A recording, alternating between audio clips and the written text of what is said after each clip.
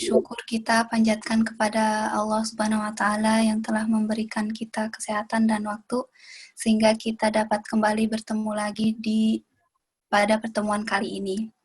Salawat serta salam marilah kita hadiahkan kepada junjungan kita Nabi Muhammad SAW. Di pertemuan kali ini kita masih membahas tentang bab sholat ya Ustazah. Materinya yang akan disampaikan oleh Ustazah Azah adalah tentang hal-hal yang membatalkan sholat. Untuk mempersingkat waktu, langsung aja waktu dan tempat dipersilahkan untuk Ustazah Azah. Silahkan Ustazah. Assalamualaikum warahmatullahi wabarakatuh. Sehat semua ya, alhamdulillah. Kita bisa berkumpul kembali ya dalam majelis ini. Mohon maafnya kemarin saya izin, padahal udah persiapan segala macam. Saya juga nggak enak ya, tapi ya nggak apa-apa lah, itu qadarullah ya. Insya Allah ke depannya diusahakan bisa istiqomah ya. Yang namanya istiqomah itu khairun min alfi karomah, lebih baik daripada 1000 karomah, makanya berat. Ya, yang namanya istiqomah itu sulit. Alhamdulillah, mari kita mulai pada siang hari ini ya dengan kajian seperti biasa fikih wanita. Ini kajiannya sekarang kita melanjutkan tentang hal-hal yang membatalkan sholat ya. Sebelumnya kita bertawasul dulu ya, berharap semoga apa yang kita kaji ini sesuai dengan apa yang dikehendaki oleh para ulama, tentunya sesuai dengan tuntunan Rasulullah ya Shallallahu Alaihi Wasallam, dan tentunya Allah ridho ya kepada kita semua. Liridhaillah wa li syafaati Rasulillah wa ila hadratin Nabi Muhammadin sallallahu alaihi wasallam wa nakhussu khassa ila muallif hadzal kitab Syabi Abdullah Muhammad bin Qasim Al-Ghazi wa li abaihi Al-Fatihah. A'udzu billahi minasy rajim. Bismillahirrahmanirrahim. Alhamdulillahirabbil alamin. Arrahmanir rahim. Maliki yaumiddin. Iyyaka na'budu wa iyyaka nasta'in. Ihdinas siratal mustaqim. Siratal ladzina an'amta 'alaihim ghairil maghdubi 'alaihim waladdallin. Rabbighfir lana wa liwalidayna. Rabbi shrah li sadri wa yassir li amri wahlul 'uqdatam min lisani yafqahu qawli. Ya, kita bertawasul juga semoga dengan berkah kita mau belajar ilmu agama ini, semua urusan kita dipermudah oleh Allah ya. Rezekinya diberikan kemudahan ya. Pokoknya dengan berkah ilmu ya. Ilmu itu memang sangat membawa berkah. Bismillahirrahmanirrahim. Fasal menjelaskan fi adadi mubtilatis shalah ya. Menjelaskan tentang hal-hal yang dapat membatalkan sholat. Walladzi tabtulu bihi as-shalatu 11. Ada 11 ya. Menurut versi kitab Fathul Qorib ada 11 macam ya. Kenapa kok saya sebutkan versi kitab Fathul Qorib? Karena pengarang kitab lain itu ada yang harusnya 2 tapi dihitung satu-satu ya, atau digabung jadi 1. Jadi hitungan ini memang akan berbeda, ada yang 15, ada yang 13, ada yang 10 gitu ya. Tapi inti dari hal-hal yang membatalkan sholat itu sama, semua kitab juga sama. Karena tendensinya akan diambil dari Al-Quran dan juga hadis ya. Seperti itu. Baik, saya lanjutkan ya. Yang pertama adalah al-kalamul amdu. Ya, berbicara dengan sengaja. As-shalih li khitabil adami. Jadi ketika kita sholat, itu kan diawali dengan disebutnya takbiratul ihram ya. Apa kok disebut takbiratul ihram? Ada takbir yang ihram. Dengan takbir itu kita diharamkan untuk melakukan segala sesuatu yang tidak diperbolehkan ketika sholat. Ya. Termasuk berbicara. Nah, berbicara itu apa sih? Berbicara dengan bahasa yang itu adalah bahasa manusia. Ya, jadi bahasa manusia ini kan ada bahasa Inggris, ada bahasa Sunda, bahasa Jawa, bahasa Batak, segala macam bahasa yang itu mengandung percakapan. Ya, kalaupun misalkan menggunakan bahasa Arab, orang Arab ya, kayak kita mendengar ada yang bersin, tapi kita posisi lagi sholat, terus kita mengucapkan yarhamukallah, ada kaknya walaupun itu berupa doa gitu ya. Semoga Allah merahmatimu. Nah, ada kafnya ya. Jadi dalam gramatika bahasa Arab ini, kalau ka yarhamukallah seperti syafakallah atau syafakillah, yarhamukillah itu ya. Ka atau ki, baik ka untuk perempuan, ki untuk laki-laki itu sama seperti halnya kita mengajak bicara walaupun itu isinya doa. Jadi ketika kita sholat terus sebelahnya itu ada yang bersin, alhamdulillah kita secara refleks yarhamukallah misalkan ya, itu akan menyebabkan sholat kita batal. Karena pada sholat itu ada kaf khitobnya, disebut kaf khitob. Kaf khitob itu kaf yang berarti ketika di Indonesia kan tuh jadi kamu gitu ya. Semoga Allah merahmatimu. Nah, mu-nya itu kan seperti terjadi percakapan ya. Percakapan yang dilakukan ketika sholat itu akan menyebabkan sholatnya batal. Apa baik itu menggunakan bahasa Indonesia, bahasa Arab, bahasa Inggris atau bahasa-bahasa lainnya, bahasa Jerman misalkan ya, itu akan menyebabkan sholatnya batal gitu ya. Maka perlu diperhatikan. Tapi kalau misalkan dalam sholat kita ketika baca a'udzubillahi minasyaitonirrajim terus kaget tiba-tiba kita subhanallah. Nah, kalau berupa zikir subhanallah itu tidak akan menyebabkan sholatnya ini batal. Ya, karena isinya adalah pujian kepada Allah. Tapi kalau berdoa yang ada kafnya untuk manusia, kamunya kepada manusia sebelah kita, itu akan menjadikan sholatnya batal karena dianggap sebagai percakapan, gitu ya. Nah ini berbicara itu baik perbicaraannya itu adalah sesuatu yang berkaitan dengan sholat ataupun tidak. Jadi kalau misalkan mau ngingetin di sebelahnya rambutnya kelihatan, tapi sambil kita sholat, itu rambutnya kelihatan, misalkan ya, atau ke sebelahnya mamah itu rambutnya kelihatan. Posisi kita lagi sholat ya, maka itu akan membatalkan sholat. Ataupun hanya sekedar isyarah awas, awas gitu ya, hanya mulutnya saja, itu juga sudah hanya 2 kata ya. Jadi bisa terdiri dari minimal satu huruf Al-Quran, satu huruf bahasa Arab itu bisa mengandung arti ya. Seperti ro artinya lihatlah, qi artinya jagalah ya, padahal hurufnya hanya satu huruf saja, ro. Kemudian qaf, qi, nah itu fi'il amr ya, jadi perintah. Nah itu satu huruf ini bisa membatalkan sholat ketika memang itu berupa percakapan kepada orang lain gitu ya. Nah yang pertama bisa membatalkan sholat tadi adalah berbicara secara sengaja gitu ya. Kemudian yang kedua, yang kedua yang bisa membatalkan sholat adalah al-amal al-kathir ya, pekerjaan yang banyak. Banyak itu apa sih ya? Disebut kathir. Kalau dalam ilmu nahunya ya, disebut banyak itu lebih dari 2 ya. Lebih dari 2 berarti 3. Nah maka al-kathir ini adalah 3 gerakan secara berturut-turut, al-mutawali ya. Jadi bisa membatalkan sholat ini apabila 3 gerakan ini secara berturut-turut berurutan. Jadi seperti apa kemarin pernah saya contohkan ya, dengan satu angkat seperti ini 1, kembalinya lagi 2. Jadi kalau misalkan 1, 2, jadi hanya misalkan garuk-garuk tuh ya, kayak kemarin saya contohkan garuk-garuk, tapi ini 1, 2, 3. Nah ini sudah bisa membatalkan sholat. Maka solusinya kalau misalkan memang tidak bisa, nggak tertahankan sama sekali ya, bisa ini ditempel seperti ini, kita melakukan fi'lun yang qalil. Jadi ini nih ringan, khafif ya. Pekerjaan yang ringan, jari-jari yang bergerak ini nih termasuk gerakan yang ringan gitu ya. Jadi walaupun banyak gerakannya, ini tidak tetap hitungannya hanya 1 saja ya.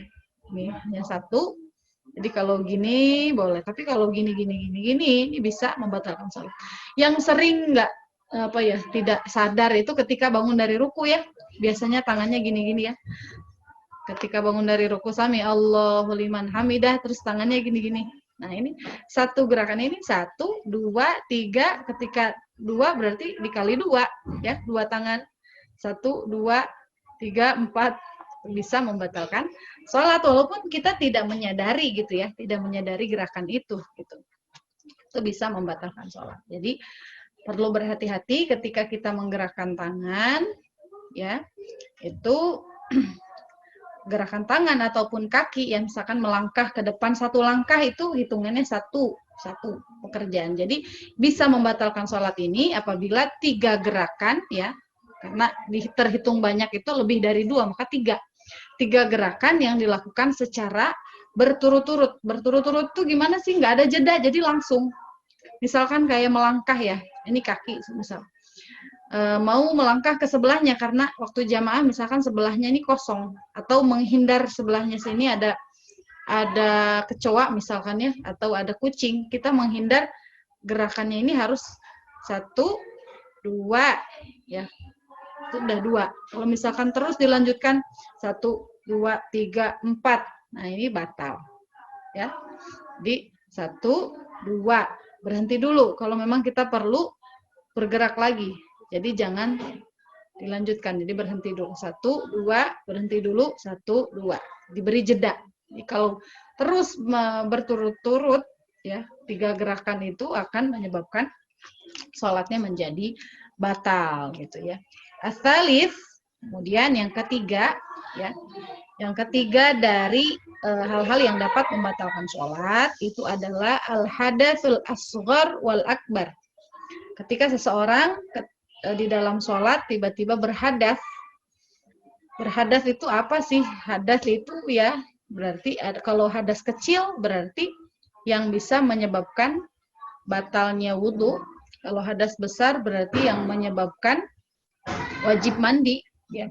Ketika dia berhadas, baik hadas kecil ataupun hadas besar, ketika posisi dia sedang sholat, keluar angin, entah itu dari depan ataupun dari belakang, ya. Kalau perempuan bisa saja keluar angin dari depan, kalau memang yakin itu keluarnya dari dalam, ya.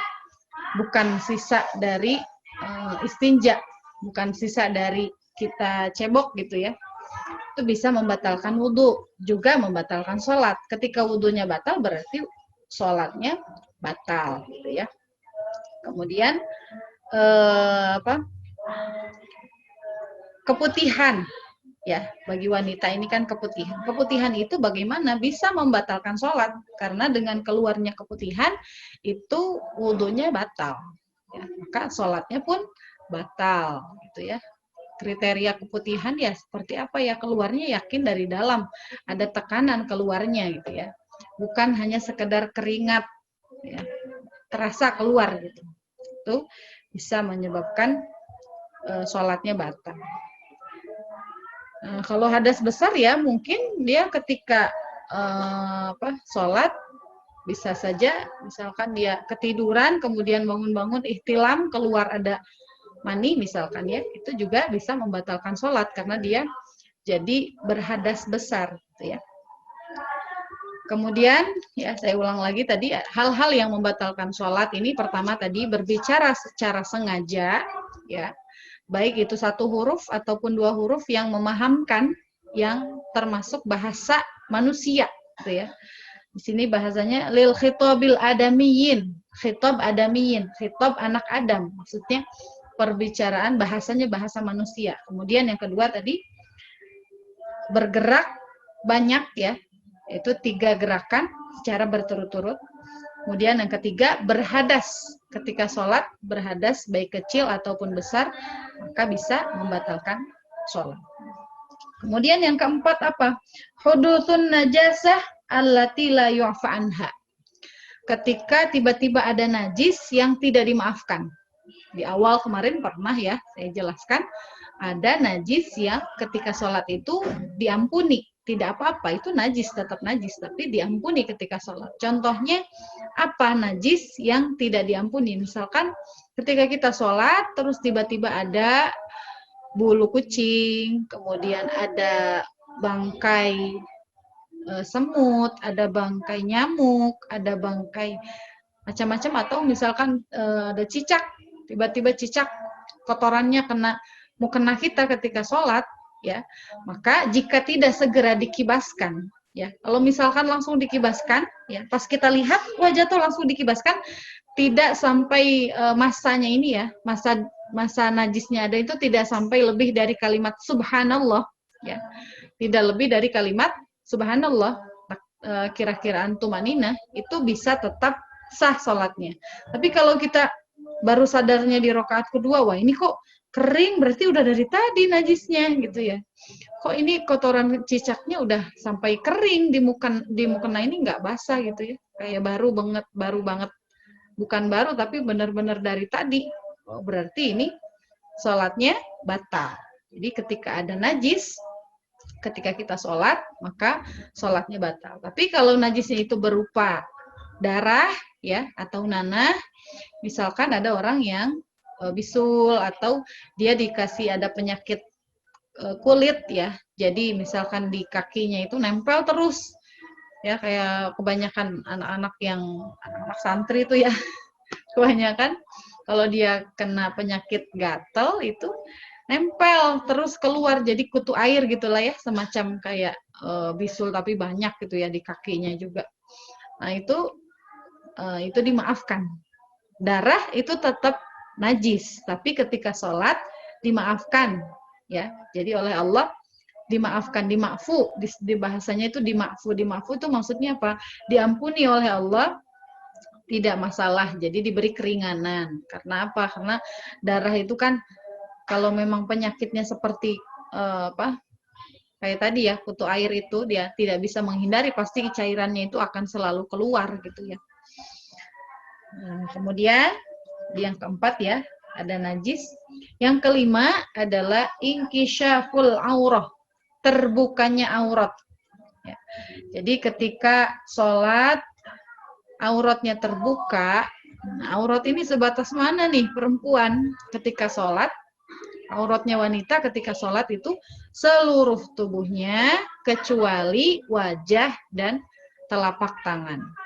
Wajah ini mulai dari tempat tumbuhnya rambut sampai dengan dagu. Jadi ketika sholat ini aurat, ya, kita tutup seperti ini, ya. Sholat ini rapat di sini. Tuh, kemudian tangan bagaimana ya? Sama tangan juga ini sebetulnya aurat. Ya, seperti ini. Nah, telapak tangan ini tidak hanya telapak tangan ini saja. Jadi ini pun disebut telapak tangan. Jadi ini telapak tangan bagian dalam, ini telapak tangan bagian luar, telapak tangan batin, telapak tangan zahir, ya. Nah, ini disebut pergelangan tangan. Yang di sini bagian pergelangan tangan. Kemudian ini sebutannya adalah tangan. Ini siku ya, kaua ini siku. Kemudian ini lengan. Ya. Jadi telapak tangan ini tidak hanya ini saja, tapi juga ini. Ini telapak tangan bagian dalam, telapak tangan bagian luar. Jadi ketika kita sholat seperti ini, ya, ini sah. Pakai manset. Ya, kalau memang kesulitan mencari mukena atas bawah, cukup kita menggunakan ciput ninja yang bisa menutupi bagian leher ini dan menggunakan handsock sampai sini ketutup. Ya, itu bisa mencukupi untuk kita melakukan sholat. Ya. Dan bagian kakinya ya pakai kaos kaki. Kaos kakinya ini disambung dengan celananya, gitu ya.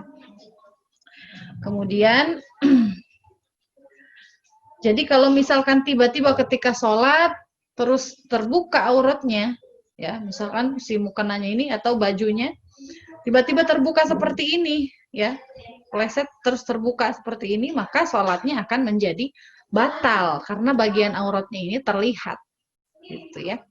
Jadi kalau tidak segera ditutup, ya batasnya tadi sama, yaitu dengan perkiraan membaca subhanallah. Dengan perkiraan baca subhanallah ini dia tidak segera ditutup, masih terlihat seperti ini, maka sholatnya batal karena auratnya terlihat. Kalau laki-laki gimana nih ya? Untuk yang misalkan ayahnya atau suaminya atau anaknya, laki-laki gimana? Laki-laki itu kan diantara pusar dengan lutut yang paling rawan ketika sholatnya itu menggunakan celana ya, dan kaos yang pendek. Ketika ruku, maka bagian belakang ini kelihatan. Kalau memang kita melihat seperti itu, maka sholatnya batal. Karena aurat laki-laki ini ya, termasuk aurat. Bagian belakang sini itu aurat. Jadi kalau misalkan yang terlihat dadanya, itu tidak membatalkan sholat. Ya.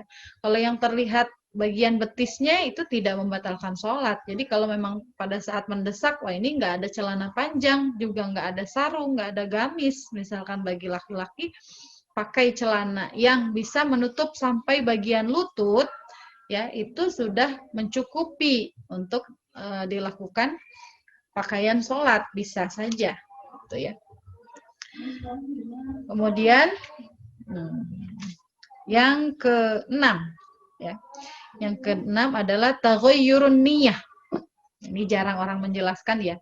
Ketika kita sholat, tapi hatinya berubah niatnya, ya. Jadi ketika sholat nih, wah bentar nanti kalau ada tamu mau dibatalin sholatnya. Nah, dengan niat seperti itu tuh sholatnya sudah batal. Ya, harus hati-hati. Misalkan ketika sholat, terus dalam hatinya, wah ini kalau hujan, nanti mau ngangkat jemuran dulu lah, sholatnya mau dibatalin. Kalau pertengahan sholat, hujan, maka mau dibatalin sholatnya. Nah, dengan ada kerentak seperti itu tuh sholatnya sudah batal, walaupun hujan tidak turun. Gitu ya. Maka ketika sholat ini jangan sampai niat kita ada terbersit niat untuk memutus sholat. Kayak misalkan, wah ini kayaknya anak bangun, nanti kalau anak nangis, saya mau batalkan sholat. Nah, walaupun anaknya nggak nangis dan dia tidak membatalkan sholat karena sudah ada terbersit di hatinya mau membatalkan sholat, itu sudah membatalkan sholat itu sendiri. Maka dalam sholat kita perlu menjaga hati, ya, fokus, khusyuk, jangan sampai ada terbersit untuk memutus sholat atau pikiran-pikiran yang lainnya, ya, ingin berniat untuk mengakhiri dari sholat gitu ya, padahal belum selesai. Kemudian selanjutnya yang ke-7 ya. Yang ke-7 adalah istidbarul qiblah, ya, membelakangi kiblah. Jadi ketika kita sholat, posisi kita berdiri ataupun duduk, ya, kalau posisi berdiri dan duduk, yang menghadap ke kiblat itu adalah dadanya. Ya, banyak orang paham yang menghadap kiblat itu wajahnya. Bukan wajahnya. Yang harus menghadap kiblat ini adalah bisadri, dengan dadanya. Maka ketika kita posisi sholat seperti ini, kemudian kita menoleh, misalkan ngecek anak, wah nangis, kita sampai miring seperti ini ya, memiringkan badan, ya, itu akan menjadikan sholatnya batal karena dada kita yang harusnya berhadapan ke arah kiblat, baik laki-laki atau perempuan ya, ini semua itu bisa membatalkan sholat. Tapi kalau kita mau ngecek anak nangis, kita cukup menoleh aja, ini tidak membatalkan sholat.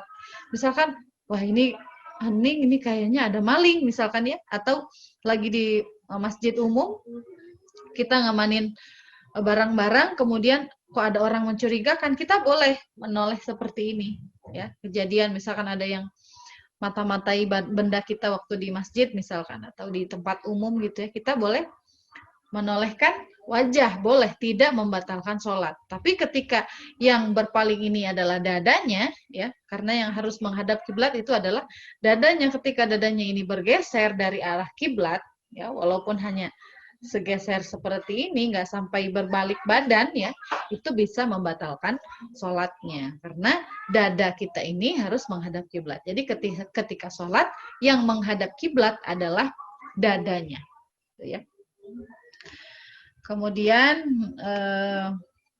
apalagi kalau berbalik arah ya, itu sudah pasti, sudah jelasnya. Jadi kalau misalkan ada orang, nggak apa-apa kita sholat, yang penting masih pikirannya ke Allah, nggak apa-apa kita berbalik arah ke belakang gitu. Itu sangat sangat salah sekali. Balik arah, balik kanan gerak itu, balik kanan gerak itu membatalkan sholat ya. Membelakangi kiblat betul-betul dengan jadi punggungnya, balik arah itu betul-betul membatalkan sholat. Kemudian yang ke-8 adalah makan. Ya, ketika sholat, kita makan walaupun itu hanya remehan. Remeh itu apa? Remeh temeh. Remeh itu sisa makanan. Ya, jadi sisa makanan ini bisa dimaafkan apabila sebiji wijen. Ya. ya.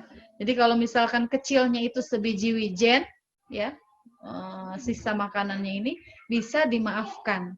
Tapi kalau misalkan berupa cairan, wah ini barusan habis makan sirup misalkan atau habis makan susu, sisa di mulut nih masih ada sisa dari susunya tadi atau bikin teh manis misalkan ya. Di lidahnya ini masih sisa, kemudian kita telan, menelannya itu masih ada rasa susunya, masih ada rasa teh manisnya ya, maka itu bisa membatalkan sholat ya. Jadi makan ini walaupun hanya sisanya yang ada di dalam mulut ini bisa membatalkan sholat ya. Kemudian yang ke-9 adalah minum. Minum ini kasiran kana al-makul wal mashrub au qalilan. Jadi walaupun makannya sedikit atau minum juga sama ya. Sisa dari minuman, sisa dari makanan ya, apalagi sengaja minum ketika sholat itu membatalkan sholat ya. Jadi kenapa ya, saya kembali lagi, kenapa kok dalam takbir pertama itu disebut takbiratul ihram ya, karena dengan kita takbir Allahu Akbar niat ini mengharamkan segala sesuatunya, nggak boleh bicara, nggak boleh makan, nggak boleh minum ya, itu mengharamkan semuanya, termasuk tidak boleh terbuka aurat, semuanya itu harus terjaga ketika kita sedang sholat. Yang ke-10 adalah al-qahqahah. Al-qahqahah itu adalah tertawa ya. Jadi ketika sholat kemudian tertawa, tertawanya itu kalau tertawa bukan senyum ya. Jadi kalau misalkan sholat sampai ada misalkan ya, sampai tertawa, gimana sih kalau tertawa itu kan bukan, kalau senyum itu namanya bukan qahqahah ya. Qahqahah ini adalah tertawa yang sampai ada getaran ya, misalkan diganggu sama teman sebelahnya ya, biasanya kan kalau anak kecil suka gitu ya, saling ganggu. Dia kalau hanya senyum saja itu tidak membatalkan sholat, tapi kalau sudah ada sampai tertawa itu bisa membatalkan sholatnya. Ya. Al-Hadiya Asyara yang ke-11, ini yang terakhir itu adalah ar-riddah. Riddah itu apa? Riddah adalah murtad. Murtad itu memutus agama yang tadinya dia. Misalkan ketika sholat kok dia sambil ngelamun dan dia berniat untuk pindah agama, ya. Murtad dalam posisinya dia sholat, maka batal sholatnya dan dia sudah otomatis keluar dari agama Islam. Ya. Ulang lagi ya, jadi yang membatalkan sholat keseluruhannya ada 11 ya. Yang pertama tadi berbicara dengan sengaja ya. Kemudian yang kedua melakukan pekerjaan yang banyak, gerakan yang banyak ya, yaitu 3 gerakan atau lebih yang berturut-turut ya. Jadi gerakannya ini berturut-turut. Kalau misalkan hanya menutup nguap gini, satu, cuman kan 1, 2 ya. Terus pas rokaat keduanya nguap lagi misalkan atau bersin, itu tidak terhitung gerakan yang banyak. Jadi gerakan yang banyak yang bisa membatalkan itu yang berkesinambungan, terus menerus ya, berurutan langsung nyambung. Kemudian yang ketiga adalah berhadas, baik hadas kecil atau hadas besar. Yang keempat terkena najis ya, ketika sholat terkena najis. Yang kelima terbukanya aurat. Yang keenam merubah niat sholat ya, ada niatan untuk memutus sholat ya. Yang ketujuh membelakangi kiblat, berpaling dari arah kiblat. Yang kedelapan makan. Yang kesembilan minum ya, makan atau minum baik sedikit ataupun banyak. Kemudian yang ke-10 adalah tertawa ya. Yang ke-11 murtad ya. Sekian mungkin bab menjelaskan tentang hal-hal yang membatalkan sholat. Saya kembalikan kepada moderator. Ya, terima kasih Ustazah Azah atas ilmunya yang sangat bermanfaat ini. Berikutnya ada sesi tanya jawab. Silahkan untuk ibu-ibu, tante-tante, mbak-mbak yang ingin bertanya tentang materi hari ini ataupun di luar materi juga boleh dibukakan mic-nya atau menulis di kolom chat. Nanti saya akan bacakan insya Allah.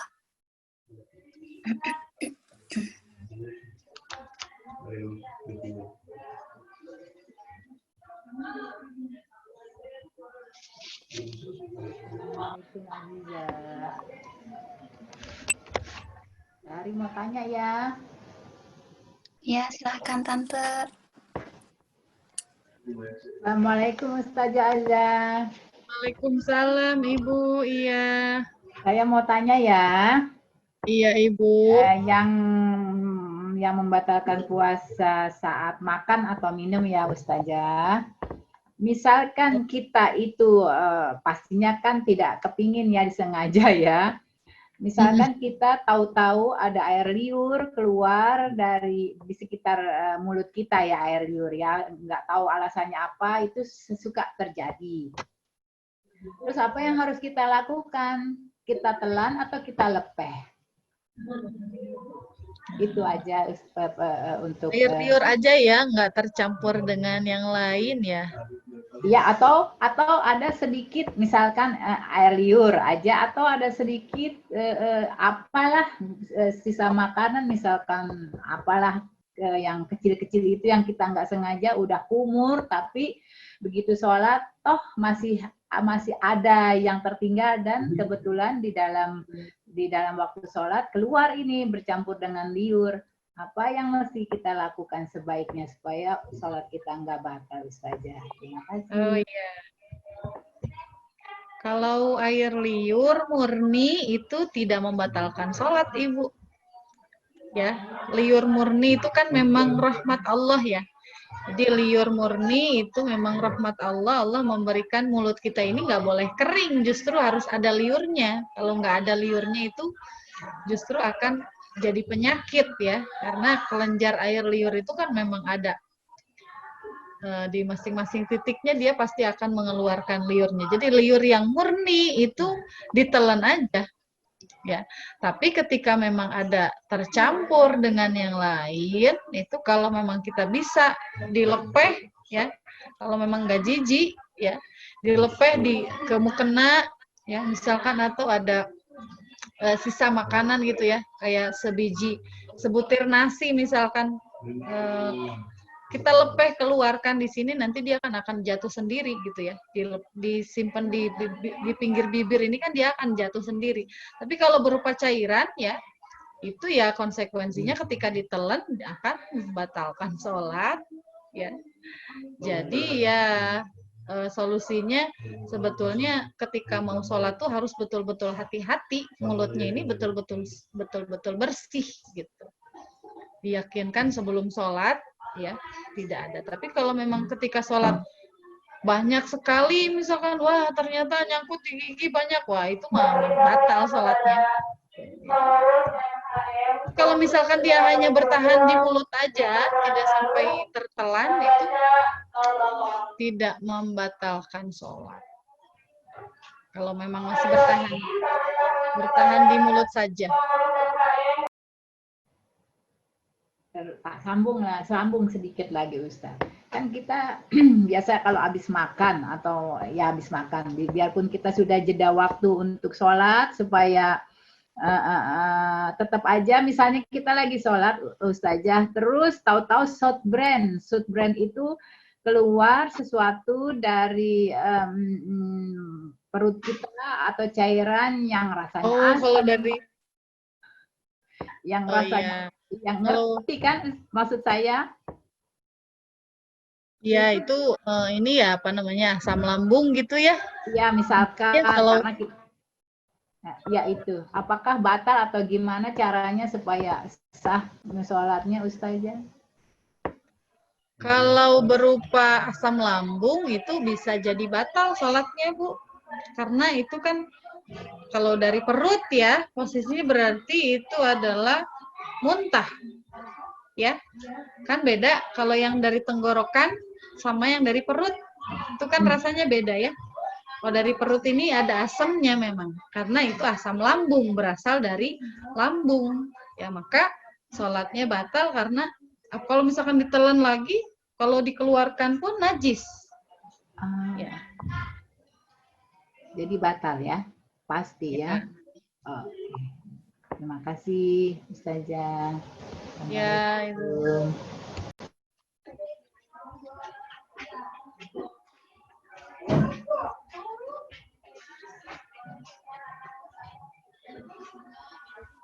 Assalamualaikum. Assalamualaikum.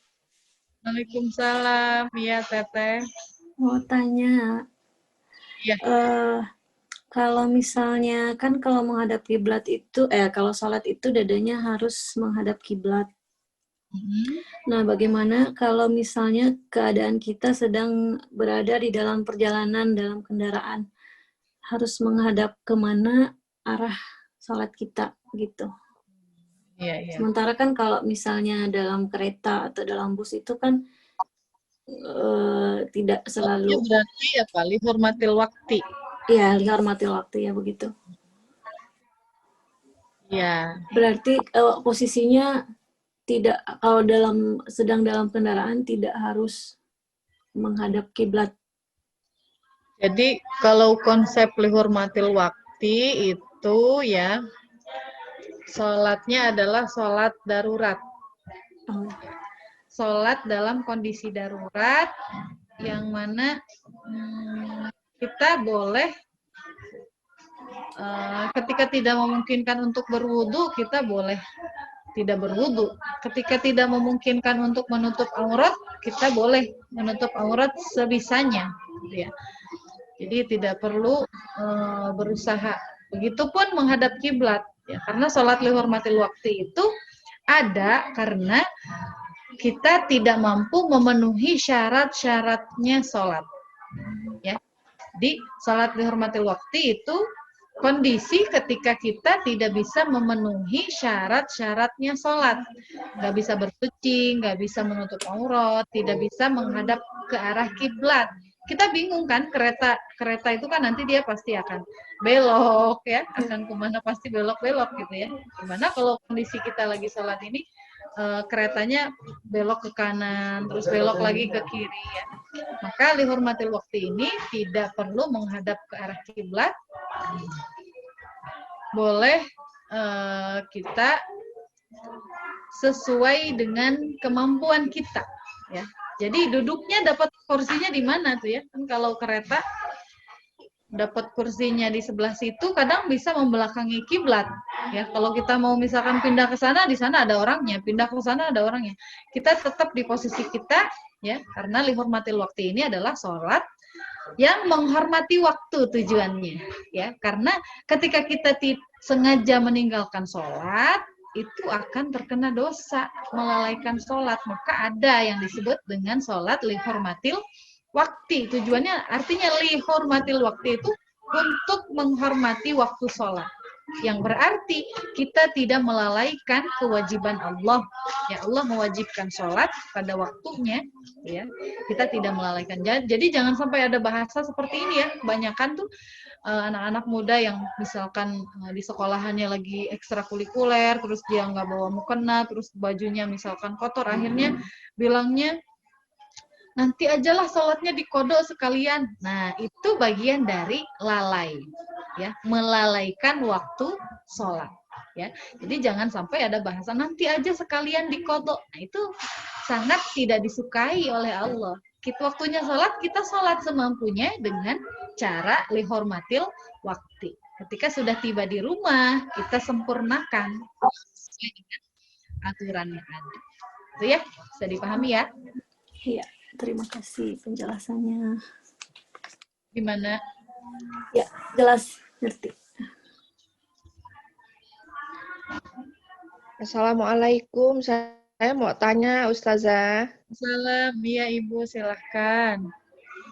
Menyambung pertanyaan yang tadi ya, kan Ya. kalau kita maksudnya tidak memungkinkan untuk sholat secara baik dan benar, sholat menghormati waktu, itu niatnya niat menghormati waktu atau niat kalau misalnya zuhur ya zuhur, kalau asar ya asar gitu. Gimana Ya. Ustazah? Oh iya. Jadi untuk sholat lihormatil wakti itu kan dalam niat sholat ya.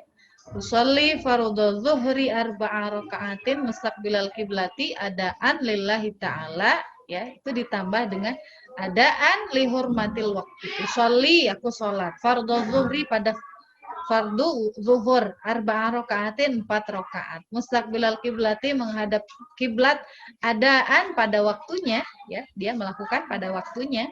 Kan ada adaan, ada kodoan. Kodoan itu tidak pada waktunya. Kalau adaan berarti pada waktunya. Ditambah li hormatil wakti, untuk menghormati waktu. Dengan kalimat li hormatil wakti ini mengindikasikan bahwa sholat kita ini sholat yang tidak sempurna. Ya, sholat yang dalam kondisi darurat. Gitu ya. Apa itu dia tidak bisa menutupi aurat secara sempurna, apa itu dia tidak bisa berwudu, tidak bisa bertayamum, atau misalkan dia pakaiannya bawa najis, misalkan di perjalanan anaknya muntah, tapi ibunya ini nggak bawa salin, hanya bawa salin anaknya aja, misalkan seperti itu ya. Tapi posisinya kita harus sholat, kalau misalkan nggak sholat, ya bisa misalkan nanti aja di rumah, kalau sampai di rumah sampai habis waktunya ya, maka tetap sholat dengan pakaian yang ada muntahnya itu tadi. Dengan sholat niatnya adalah lihormatil wakti, kita tidak mendapat dosa meninggalkan sholat. Ya, bisa dipahami mungkin ya? Iya, makasih Ustazah udah paham. Ya. Makasih Ustazah. Sama Assalamualaikum. Ibu. Waalaikumsalam.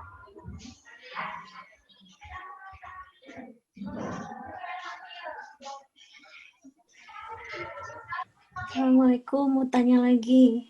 Ya, gimana? Ini kan saya sering melihat saat salat berjamaah. Ada salah satu makmum yang salat bersamaan, bukan bersamaan, salat dengan di depannya tuh ada anaknya, anak batita. Nah, pada saat salat itu anaknya itu kadang-kadang ingin minta digendong karena rewel atau karena apa. Nah, bagaimana sholatnya kita agar, maksudnya bagaimana sholat kita saat harus menggendong anak atau gimana ya? Bingung sih. Iya. Jadi bagaimana cara sholat dengan menggendong anak? Atau pada saat kita sholat nih, terus sementara anak tuh nggak ada yang jagain, jadi anak tuh disimpan di depannya kita. Terus pas waktu kita sholat, anak itu tiba-tiba ingin minta digendong sama kita. Bagaimana kita menanggapinya? Apakah kita harus menggendongnya? Dan apakah dengan cara menggendong itu sholatnya menjadi batal?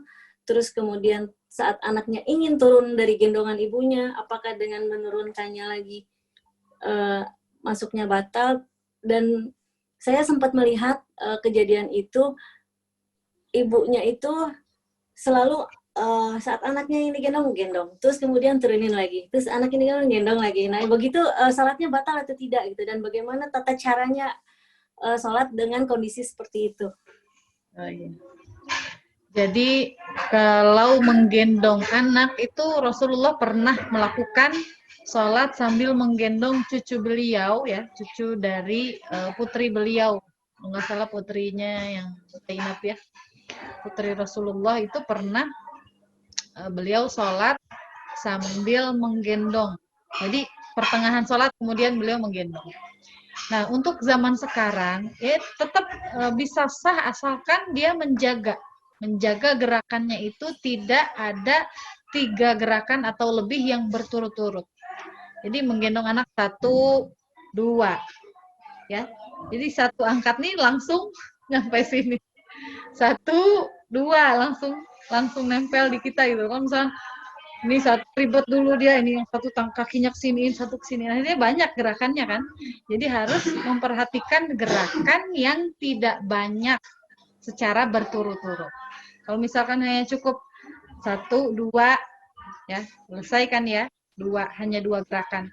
Tapi kalau misalkan dia turun nggak bisa gerak, kita harus benerin kakinya dulu, harus benerin tangannya dulu, gini, akhirnya banyak gerakan, akhirnya menjadikan sholatnya batal, ya, karena tadi gerakan yang bisa membatalkan sholat itu adalah 3 gerakan. Kenapa hitungannya 3? Iya, bahasanya kathir. Kathir itu lebih dari 2. Lebih dari 2 adalah 3. 3 lebih itu bisa membatalkan sholat. Gerakan lebih dari 3 atau lebih, ya, 3 pas atau lebih itu bisa membatalkan sholat. Dan perlu diperhatikan juga untuk zaman Rasulullah kan tidak ada pampers ya. Untuk zaman sekarang, kadang anak tuh walaupun batita 3 tahun itu masih pakai pampers seringnya. Apalagi ketika anaknya itu laki-laki dan belum disunat. Ya, dan misalkan orang tuanya ini nggak rajin membersihkan yang ada di bawah kulupnya, ya. Jadi laki-laki itu kan ada kulup yang menutupi, ya. Nah itu kalau tidak dibuka itu banyak sekali sisa-sisa air kencing yang mengkristal, jadi putih. Ya, kalau misalkan tidak dibersihkan itu akan selalu najis, membawa najis anak ini.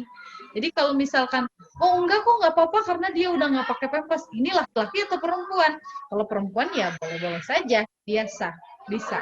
Tapi kalau laki-laki udah disunat atau belum? Kalau belum disunat, itu di kulupnya itu bisa jadi ada najis, sisa dari air kencingnya dia. Jadi sholat menggendong anak bisa nggak? Bisa.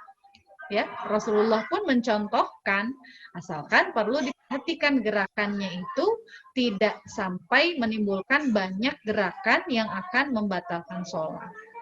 Dan anaknya ini tidak membawa najis, karena zaman sekarang ini anak-anak kecil itu kan menggunakan pampers, terus misalkan dia main lari-lari kemana, ataupun dia misalkan sudah nggak pakai pampers, tapi lari-lari kemana, ke kamar mandi bolak-balik, dia pipis, ceboknya sembarangan, akhirnya celananya ini ada najisnya, itu kan kita nggak tahu ya. Maka solusinya ya seperti itu, diperhatikan betul-betul dia ini tidak pakai pampers ataupun masih pakai pampers tapi baru diganti gitu ya, pampersnya ini masih kering baru diganti, seperti itu mungkin ya. Atau yang belum disunat pun bisa, asalkan kulupnya ini rajin dibersihkan, dibuka ya. Jadi kulupnya tuh ditarik gitu ya, ditarik biar sampai keluar. Biasanya ada putih, ya. Anak saya laki-laki kan ya, itu ada putihnya, itu akan keluar kotorannya itu. Kalau tidak rajin dibersihkan itu akan najis terus, ya, sholat membawa najis. Bisa dipahami ya? Ya, terima kasih. Iya.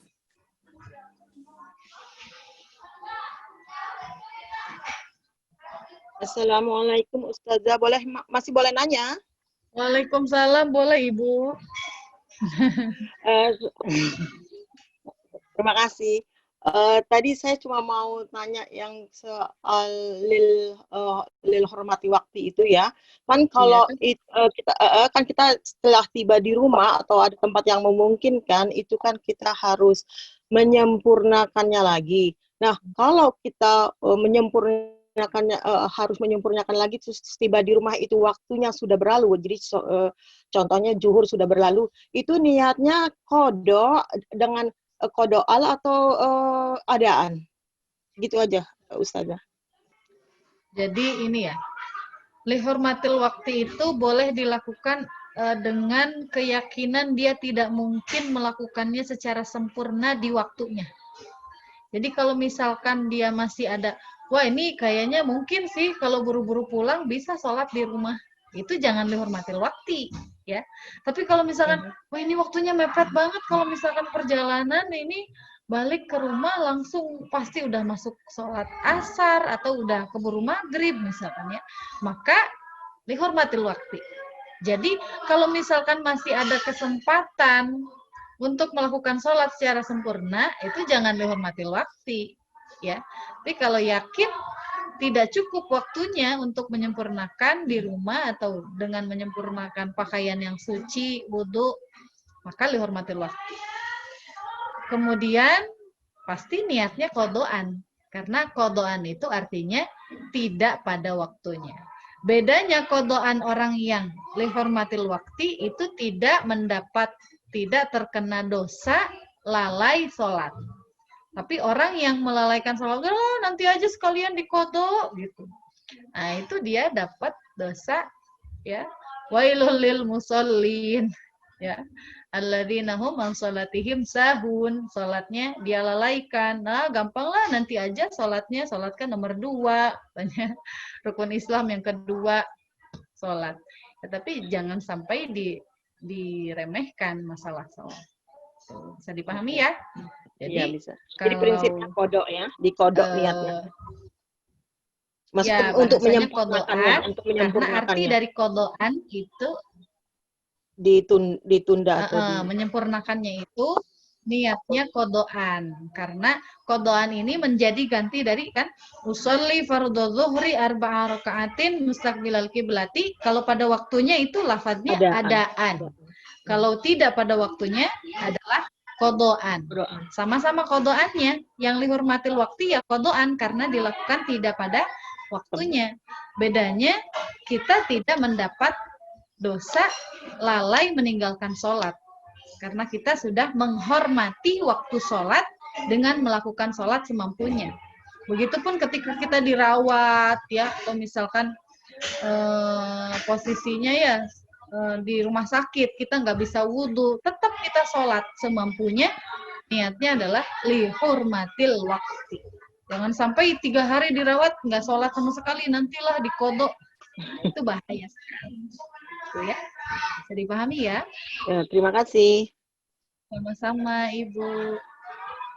Assalamualaikum, Ibu. Masih ada waktu nggak? Mbak Aziza, Ya. masih ada waktu, Mbak Aziza? Silahkan, Ibu, nggak apa-apa. Ini menyambung sedikit lagi, Ustazah. Ya. Menyambung itu, Ibu tadi kan nanya soal itu ya, lihormati waktu. Jadi gini, saya pernah, apa itu namanya, kalau di Eropa ini kan Ustazah masjid tuh jarang, tempat ibadah-ibadah tuh jarang. Jadi kebetulan apa namanya udah masuk zuhur gitu ya. Nah tapi nggak sempurna, jadi dihormati waktu karena maksudnya nggak ada mukena. Di sini juga orang nggak pakai mukena ya, pakai kebanyakan Maroko tuh Turki pakai baju yang panjang-panjang itu. Nah, karena situasi dan kondisinya nggak memungkinkan, jadi ya sholat dihormati waktu. Terus kalau kita apa namanya pergi terus, kita juga ketinggalan asar. Itu jadi bagaimana ininya apa asar itu boleh juga dikerjakan pada saat itu atau kalau misalnya kita lanjutkan terus perjalanan kita juga nggak bisa sholat asar gitu jadinya. Gimana Ustazah? Ya, dalam bepergian itu ada rukhsah ya, keringanan lain yaitu boleh sholat jamak. Ya, ada jamak, ada qashar. Nah, diperbolehkan jamak itu ada yang memperbolehkan tidak harus 2 marhalah. Jadi ada syarat diperbolehkan qashar, ada syarat diperbolehkan jamak. Jamak itu menggabung 2 sholat. Ya, yang boleh digabung adalah zuhur dengan asar, ya, maghrib dengan isya. Subuh nggak bisa digabung dengan zuhur. Ya, subuh ini bukan pasangannya, tidak ada pasangannya. Jadi pasangannya zuhur dengan asar, maghrib dengan isya. Ya, jadi ada jamak takdim, ada jamak takhir. Ya, jamak sholat itu jamak takdim. Takdim itu berarti di awal, berarti zuhur yang mengajak asar, melakukan sholat asar di waktu sholat zuhur, digabung.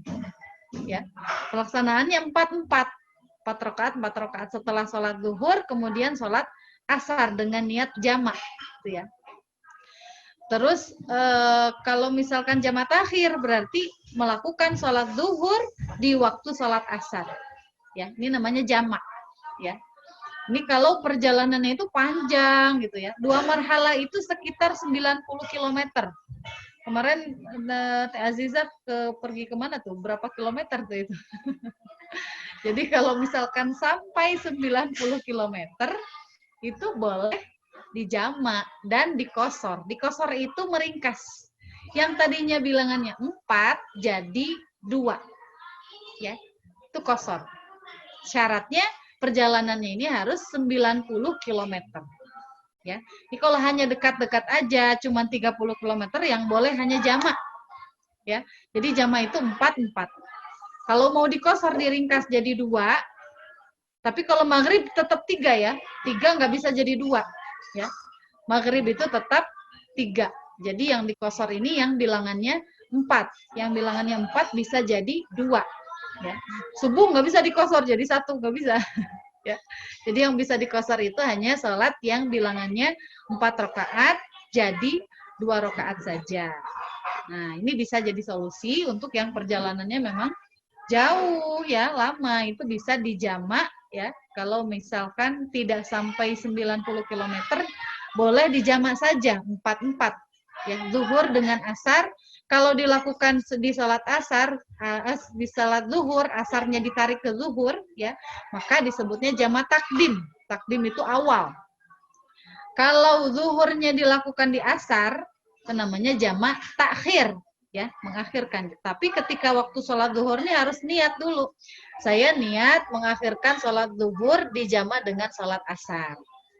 Kalau ditakhir, ya. Jadi pada waktu sholat zuhurnya ini ada niat ingin menjamak sholat zuhur nanti dengan sholat asar. Begitupun maghrib dengan isya. Wah, nanti aja jamak takhir nih, maghrib. Niat mengakhirkan sholat maghrib dijamak dengan sholat isya. Terus ada niat seperti itu. Ya. Nanti kalau perjalanannya sampai 90 km, boleh diringkas. Ya, zuhur dengan asar jadi hanya 2 dengan 2. Bisa dipahami ya? Makasih Ibu penjelasannya. Tapi Ya. maksud saya gini, kalau di perjalanan itu saya juga sholatnya sholat lihormati waktu gitu. Terus juga udah dijamak dan kosor. Apakah itu juga nanti pas pulang harus dikodok gitu? Jadi karena pertama sholat zuhur lihormati waktu, karena ada satu dan lain hal tidak memungkinkan. Misalnya apa itu namanya? Misalnya nggak ada mukena, saya cuma pakai celana panjang. Atau mungkin nggak ketemu air karena memang di sini nggak ada. Maksudnya tidak dengan mudah mendapatkan tempat orang bisa berwudu gitu ya. Walaupun di toilet kadang-kadang airnya juga nggak memadai atau tempatnya gitu. Jadi maksudnya selain zuhur dihormati waktu, terus asar udah juga. Sholat dikosor dan jamak untuk asarnya, nanti kalau udah pulang kita harus mengkodoknya dua kali gitu maksudnya, atau hanya satu aja yang dikodok? 2. Berapa jumlah sholat yang lihormatil waktu itu yang kita ulang. Ya, pengalaman saya waktu ke Kediri itu kan perjalanan di keretanya itu mulai dari pagi sampai pagi lagi ya. Saya sampai siang gitu ya, dari malam. Kalau yang ekspresnya kan malam sampai tertinggal 3 waktu sholat lah. Itu asar, maghrib, isya, subuh malah ya, sampai dari asar, maghrib, isya, subuh. Itu saya di kereta, nggak bisa keluar. Nah, maka keempat sholat ini nih saya lihormatil waktu, mulai dari sholat asar, kemudian maghribnya lihormatil waktu juga, karena masih posisinya di kereta nih, nggak bisa kita turun. Gitu ya. Mau wudhu di kereta, akhirnya nanti takutnya malah jadi najis ke badan kita karena posisi kamar mandinya kan kecil. Udah gitu kalau di kereta kan pasti gerak-gerak ya. Nah itu 4 waktu sholat ini saya lihormatil waktu. Jadi lihormatil waktu ini tidak hanya 1 waktu sholat.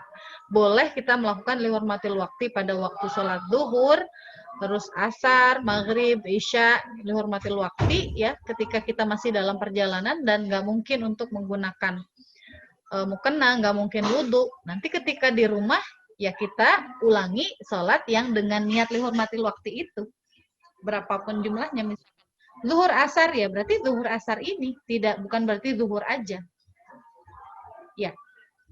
Makasih.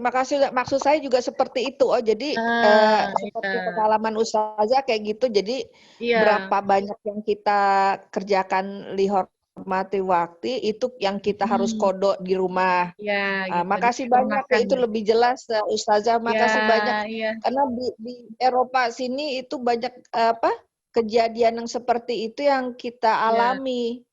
Kalau nggak tahu Perjalanan banyak jauh. yang nggak sholat kayaknya jadinya ya. Jadi alhamdulillah harus saling sharing sama yang lain biar nggak meninggalkan sholat. Pengalaman Ustazah ini yang ini sangat bermanfaat, yang harus sering di-share untuk apa? Masyarakat yang tinggal di luar Indonesia, karena memang kondisinya kayak gitu. Nggak ketemu Memang kalau air. yang lihormatil waktu ini nih jarang orang menjelaskan, Bu. Jarang sekali, bahkan ya banyak yang ngasih solusinya ya udah nanti aja dikodo lagi. Wah, salah, ini meremehkan waktu sholat itu ya. Jadi penting sekali nanti kalau misalkan ada kenalan kita siapapun kita edukasi. Jadi bukan kewajiban saya pribadi tapi ya kita semua untuk mengedukasi semua masyarakat. Iya, makasih banyak Ustazah, makin jelas insya Allah udah dapat ilmunya, insya Allah kan jadi bisa dikerjakan. Makasih banyak. Assalamualaikum. Salam, ya. Udah nggak berasa, Ustazah udah jam 12. Oh iya. Gimana? Ini jam 5. Oh, iya. Boleh dikit lagi nggak nanya? Oh iya, boleh, silakan. Berhubungan yang tadi kan, kita di perjalanan ada rukhsah, berarti boleh jamak qashar. Habis itu kita lihormati waktu. Berarti kita nanti menyempurnakan setelah udah di rumah, itu jumlahnya seperti kita jamak qashar itu atau tamam gitu, Teh Azah? Ya. Bagus, ini kritis ya. Jadi kalau qashar itu hanya boleh ketika di perjalanan. Kalau kita sudah hudur, sudah di rumah, itu ya jumlahnya tidak boleh qashar lagi. Ya. Jadi qashar itu rukhsah, ya, Allah memberikan rukhsah kepada kita yang musafir dalam perjalanan itu kan pasti mempertimbangkan waktu, ya, tenaga, itu pasti dipertimbangkan sekali. Maka ada keringanan yang disebut qashar, ya. Qashar itu meringkas waktu sholat kita, ya. Ketika kita di rumah berarti menyempurnakannya nggak boleh qashar lagi, tapi dengan hitungan jumlah yang utuh, tidak bisa qashar. Jadi kalau misalkan kita menyempurnakan masih dalam perjalanan lagi, ya. Jadi misalkan siangnya itu kita lihormatil waktu, tapi ketika malam kita nemu ada tempat yang lumayan nih, di sini airnya juga bisa dipakai untuk wudhu, tempatnya nyaman lah ya untuk sholat, misalkan. Kita boleh menyempurnakan sholat dengan qashar karena posisinya masih dalam perjalanan. Di touring tuh kan ada mampir sini, mampir sana gitu ya. Dan qashar ini ya disebut musafir, status dalam perjalanan itu adalah perjalanan yang 4 hari 4 malam. Arba'ati ayyamin walayaliha. Arba'ah itu kan 4 ya. Jadi kalau misalkan touringnya itu 1 minggu dalam satu tempat ya. Misalkan pergi ke satu tempat, kita menginap di situ selama 1 minggu. Maka dia tidak bisa mengqashar sholat. Karena bukan disebut musafir lagi. Kalau lebih dari 4 hari disebutnya mukim. Mukim yang sementara. Ya. Jadi misalkan kita berkunjung ke rumah saudara. Berapa lama nih? 1 minggu. Kita dari pertama kali datang sudah niatnya mau 1 minggu. Ya. Maka tidak disebut tamu atau musafir. Ya. Tapi dia disebut orang yang mukim. Mukim itu berdiam sementara selama seminggu. Tapi kalau misalkan aku mau nginep di sini ya berapa hari? 3 hari. Nah, 3 hari itu disebut musafir. Maka selama 3 hari di rumah temannya itu dia berstatus musafir. Boleh diqashar, boleh dijamak sholat. Walaupun dia diam di situ. Ya, bisa dipahami ya? Insyaallah. Tapi kalau misalnya, kalau sekarang yang ini yang masalah 3 hari sama seminggu Gimana? itu ya, 3 hari sama seminggu itu. Kalau kita Iya. setiap musafir kita niatnya 3 hari dulu gitu, ternyata seminggu boleh nggak? Oh iya, kalau itu kan masih samar ya, itu Hmm. boleh. Boleh. Awalnya kita tadinya mau 3 hari, akhirnya kita kosor, ternyata sama yang punya rumah jangan dulu pulang sampai seminggu. Kalau udah lebih dari 4 harinya ini, ketika sudah hitungan di 4 hari, genap 4 hari 4 malam, maka dia sudah berstatus mukim, bukan musafir lagi. Maka tidak boleh kosor, tidak boleh jamak. Ya. Jadi kalau misalkan masih awal, nggak tahu nih mau berapa hari, yang penting di sini dulu deh. Gitu ya. Ketika sudah jumlahnya sudah 4 hari 4 malam, maka dia bukan musafir lagi, ya. Di hari kelimanya itu dia bukan musafir lagi, bukan orang dalam perjalanan lagi, tapi dia disebut mukim. Orang yang bermukim itu sama seperti orang yang tinggal, maka sholatnya harus genap, tidak boleh dijamak, tidak boleh dikosor. Ya. Tapi syarat kosor tadi ya, syarat kosor perjalanannya harus 90 km ya, 2 marhalah. 2 marhalah itu ketika di hitungan kita itu ya sekitar 90 km. Kasih Bisa Teh. dipahami ya? Insyaallah. Syukran.